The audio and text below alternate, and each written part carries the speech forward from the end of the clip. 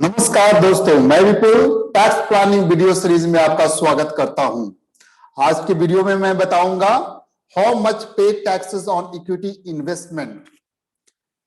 इस वीडियो में हम देखेंगे इक्विटी इन्वेस्टमेंट में listed stocks, equity oriented mutual fund, unit linked insurance plans में कितना टैक्स देना पड़ता है। तो आइए देखते हैं। सबसे पहले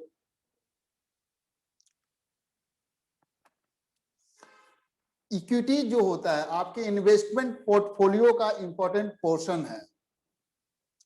from time to time tax law change हो रहे हैं, जैसे कि कैपिटल गेन ऑन यूलिप्स, पहले ये टैक्स फ्री था। अब क्या है कि मैच्योरिटी प्रोसीड्स जो यूलिप्स का है इशूड ऑन और आफ्टर 1 फरवरी 2021, जहां पर premium payable during any year of the term of the policy exceed 2.5 lakh will be taxable as capital gain।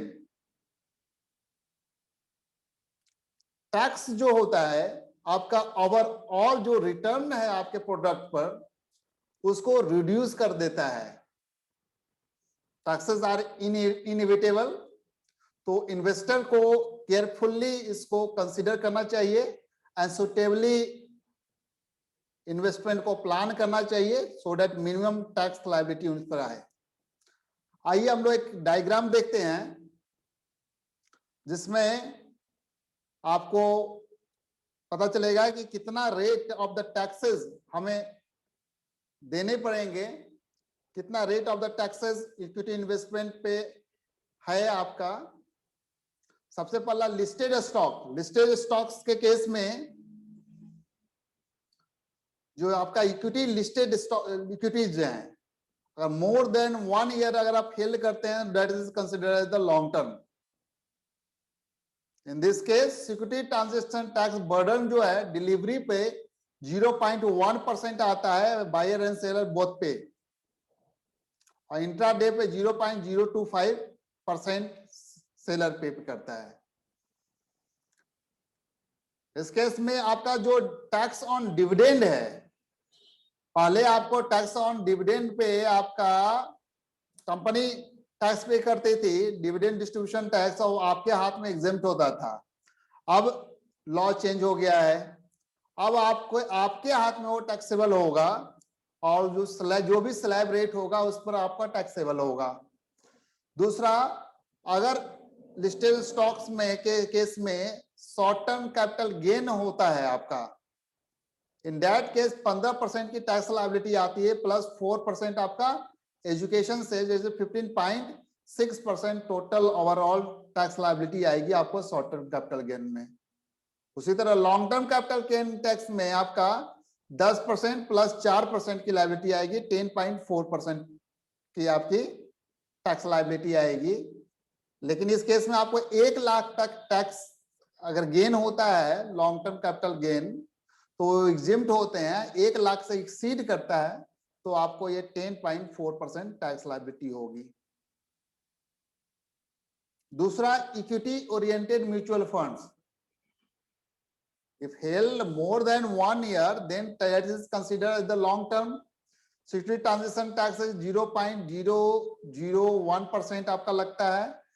Tax on dividend, अगर इस पर डिविडेंड मिलता है तो आपको वो स्लैब रेट से टैक्सेबल है।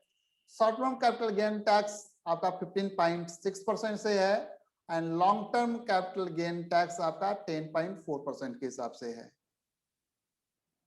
Unit linked insurance plans, if held more than 1 year, that is considered as a long term। security transaction tax at the time of delivery 0.001% seller पे।